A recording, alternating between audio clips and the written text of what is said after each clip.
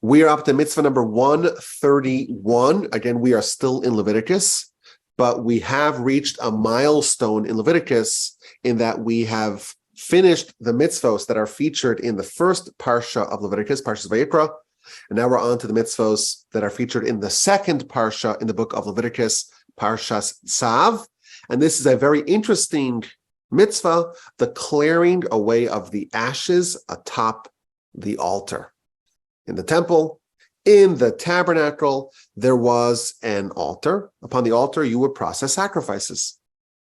The first sacrifice of the day is the Karban Tamid, the daily Tamid sacrifice. The last sacrifice of the day is the daily afternoon Tamid sacrifice. In between, you have all the other sacrifices that are brought, the ones that are obligatory, the ones that are optional, volunteer sacrifices. And then you have those two bookend sacrifices, the Tamid offering of the morning and of the afternoon. And overnight, the animals, the sacrifices were burning atop the altar. This, by the way, mirrors the prayer schedule. We have the morning prayer that is a fulfillment, so to speak, of the morning Tamid offering. The afternoon prayer is the afternoon Tamid offering. And the evening prayer, which can go the whole night, that corresponds to the burning of the sacrifices done overnight. In the morning, there are a lot of coals and ashes atop the altar. Before the beginning of the day's services, before you start any sacrifices, we have mitzvah number 131. And that is to clear away the ashes from atop the altar, the ashes from yesterday, the ashes from the sacrifices of the day prior. Before you offer any new sacrifices, you remove the ashes of the previous day's sacrifices. This is done by a Kohen. He takes a special shovel and he digs into the coals and he scoops up some coals that's been really, really burnt well. Ideally not the coals of logs of wood, but really ones of animals, of sacrifices that have been really, really burnt well. And he scoops a shovelful and he walks down the ramp of the altar and he deposits the ashes near the altar in a designated location. In that place, there were other things like various feathers and bird sacrifices that were not burned. This is on the eastern side of the altar. And the Talmud tells us that these ashes would miraculously be absorbed into the ground. Now, the Kohen, this mitzvah is only by taking one shovelful of ashes from atop the altar. What about the rest of the ashes that were present atop the altar? So they remain piled up on the altar. They are moved to the side, as we shall see, but they remain atop the altar until it gets full. And then when it's time to clear it out, there's a second process. This is not a standalone mitzvah, but there's a separate process called hotzas adeshin, to remove the ashes periodically. There was a complete cleaning of the altar. All the ashes were removed, and they will be placed outside the city, not on the floor of the temple, but outside the city. But this is not done every day, and this is not our mitzvah. Now, when the tabernacle was still being used, during the course of the 40 years in the wilderness, whenever they transported the altar, they cleared it off entirely. But the mitzvah that we're talking about today, mitzvah number 131, that relates to the daily practice of removing a shovel full of ashes each morning. Now, the Sefer Chinuch, the book that we are using to study the 630 mitzvos, in every mitzvah he gives us a reason, some idea that makes sense to us. Why would we have this requirement to remove a shovelful of ashes every day and then on occasion to remove all of them? That is to beautify and glorify the temple. The temple is about having a place where we can advance our relationship with the Almighty. And part of it, of course, is sacrifices and all the other things that were done in the temple. But it's much nicer when there's not so much ashes strewn about. It's more beautiful when the altar is cleaned, it's cleansed, it's polished of all the ashes. And he also adds, when there's, of course, a fire atop the altar, When there's so much ashes everywhere, the fire doesn't burn as brightly. So we have two reasons here. The temple is more beautiful when the ashes are cleared off. And then the impact of the location of the temple is going to be augmented. It's going to be more powerful. And also the fire will burn more brightly, and thus it'll be a more powerful fire.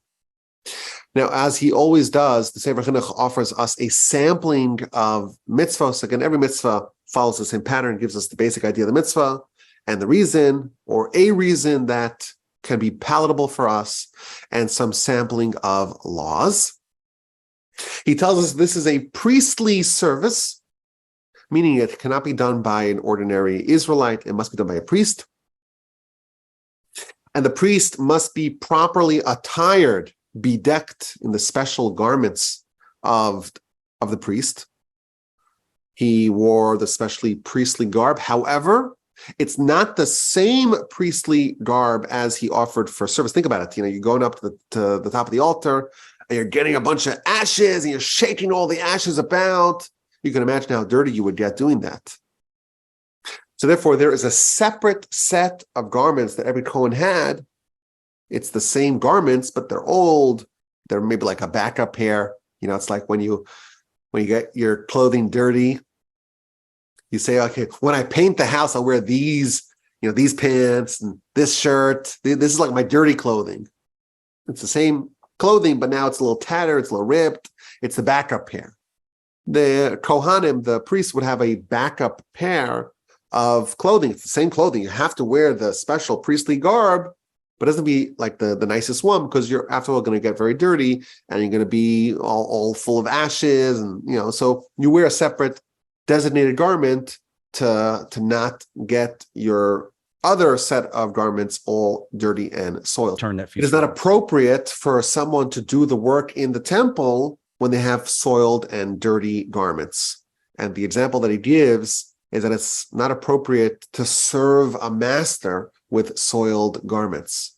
Think of how in a restaurant you have the cooks, the line cooks, and they're all with the food, and they're getting all dirty and sweaty.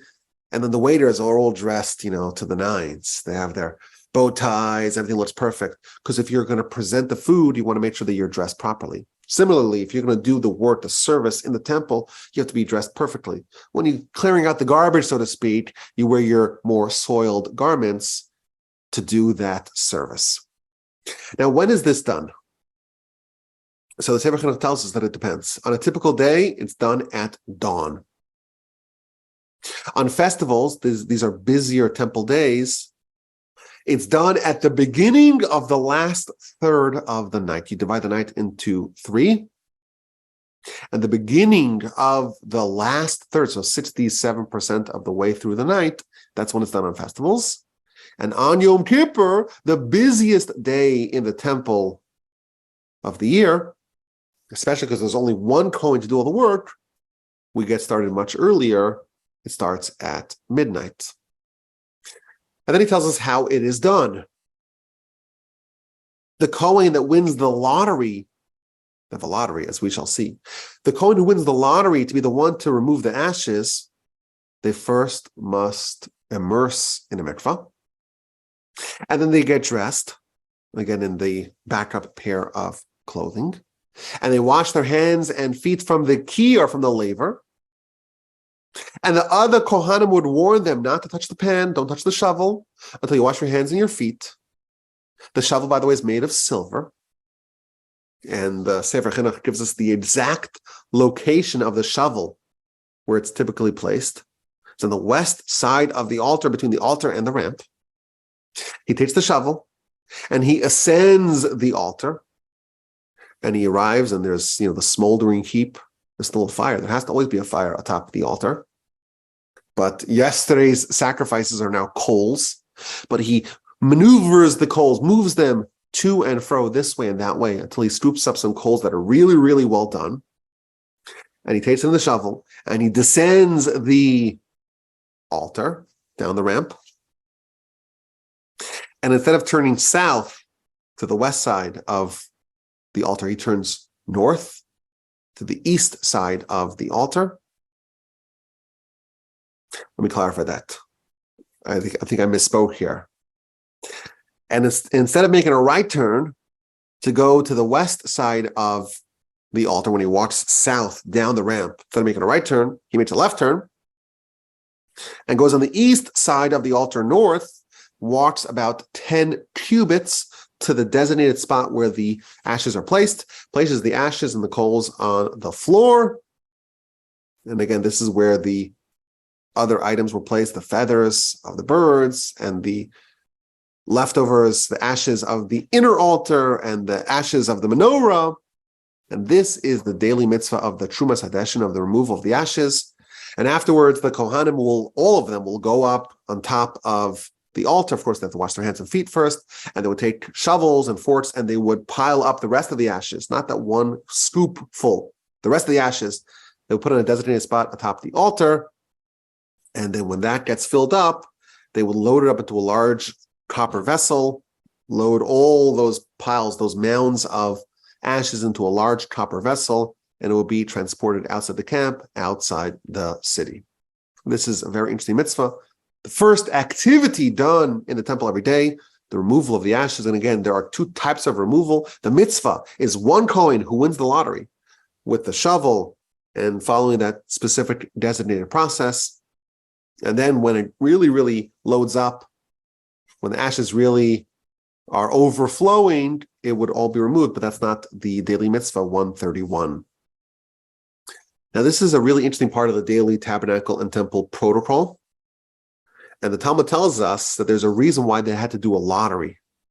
You think about it, there are a lot of jobs in a house that people really like to do. They want to cut up the steak, or they like, my kids like to sweep the floor, but not to like scoop it up, just to move around with a broom. But to take out the garbage, that's not as coveted. People don't want to do that as much. But the temple's garbage, so to speak, to remove that was a highly coveted activity. And all the Kohanim wanted to do it. And they instituted a lottery because previously they had a different system, and that was a race. First come, first serve. But there were some tragedies that happened, and they switched it to a lottery system. The Talmud tells us there are actually two stories. One of them is an incredibly wild story, and one of them is also a sad one.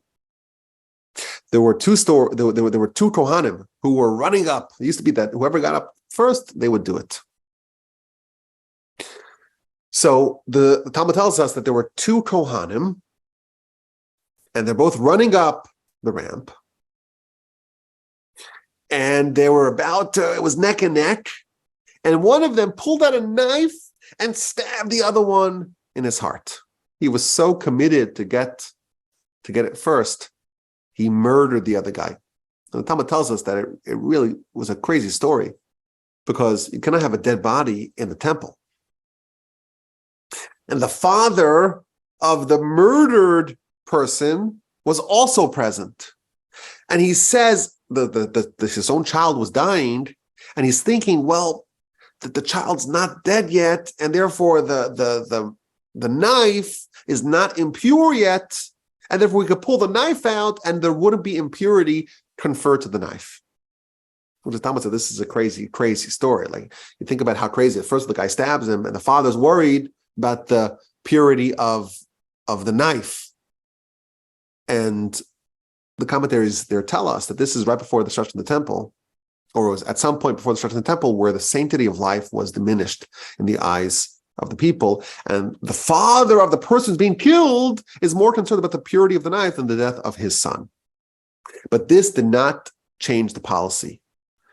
This crazy story, the Kohen who did it was obviously a little crazy, a little cuckoo. He was mentally unwell. And therefore, this was not enough to get them to change the policy. But there was a second story the Talmud tells us. Again, a close race down to the finish line. And there was no murder that happened there. instead one of the contestants shoved the other guy off the altar, and he tumbled down the altar, and he broke his leg. And this, the Kohanim reasoned, this is something which could happen again, and therefore they changed it to a lottery system. We're not going to have this mayhem of free-for-all. It's going to be a lottery system. Any Kohen who has never had the privilege of offering, of doing this service, of removing the ashes, they were a candidate, and everyone would put up one finger or two fingers, and they would throw out a number, and they would count. They would have a lottery system to find out which Kohen is going to do this mitzvah 131 of removal of the ashes. Now, I will tell you that a couple of years ago on Parshas Tzav, I recorded a Parsha podcast on this subject, on this ceremony of the removal of the ashes and the secrets that are there. There were a bunch of interesting questions. I'm not going to go through everything that we talked about, but maybe you could find it and listen to it. The title of the podcast is Parshas Tzav, Ashes, Ashes, We All Rise Up. And the questions that I posed were, what's the point of this mitzvah? Like there's a lot of ashes there, and you want to clear them away. We get that, but you only remove one shovelful. Number one. Number two, why is this so desirous? All the Kohanim are clamoring to do this mitzvah, and they one day even did a murder because of it. Another guy shoved the guy off the altar, and they had to do a lottery system. Everyone was so desirous of it. What's the idea? And question number three was, typically the direction in the temple is things go on top of the altar. The animals go up on the altar. Things are brought to the altar. And here we have the opposite process. Things that are on the altar are removed from the altar. There's got to be some symbolism behind that. Why are we taking these ashes? And there's a mitzvah to take them from the altar and bring them in the opposite direction to remove them off the altar. Typically, we think of things to go there, not to be removed. So what's the secret of it? So I will tell you to listen to it. I think it was quite interesting. What does it represent? Why is it so cherished? And what is the idea of taking it off the altar? I will share with you one idea. This is, I'm not sure if we mentioned that in this podcast, but this is a famous idea on this notion, on this mitzvah. Think about it. The first activity done every single day in the temple, the very first thing that we do, you take some ashes and you take them off the altar. Those ashes represent what we did yesterday. Before you start working on today's project, you remove some bit of yesterday's accomplishments. There's a famous essay by Rav Hirsch where he elaborates on this point. There's the importance of looking forward. We tend to, if we have a great day yesterday, we like to coast on the previous day's successes.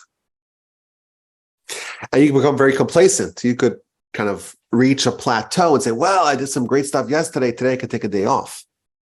It's important to remove a little bit of your association with yesterday's accomplishments so that you can begin anew. Because if you are just happy with what you did yesterday, that's going to be the enemy of future progress. So if there's a mitzvah to remove yesterday's mitzvah, to kind of dissociate yourself from what you accomplished yesterday, not everything, because you're still building on yesterday's accomplishments. You don't remove all the ashes, but you have to symbolically start from scratch. On one hand, you perpetuate some of the great accomplishments of yesterday and yesteryear, but you also remove a little bit so that way you can start from scratch, start from fresh. You're not born anew every day. You're building on yesterday's accomplishments, but you don't want to rely on it and to become complacent and to just say, well, I did already enough. If you're still alive, you still have much to do. This is mitzvah number 131, the ashes of the altar. To remove them every day, a shovelful done by the Kohen, wearing the special ashes garments. And this is mitzvah number 131, to remove the ashes from atop the altar. My email address is rabbiwolbe@gmail.com. I hope to get an email from you with a question or comment or feedback and to hear from you soon. The email address is rabbiwolbe@gmail.com.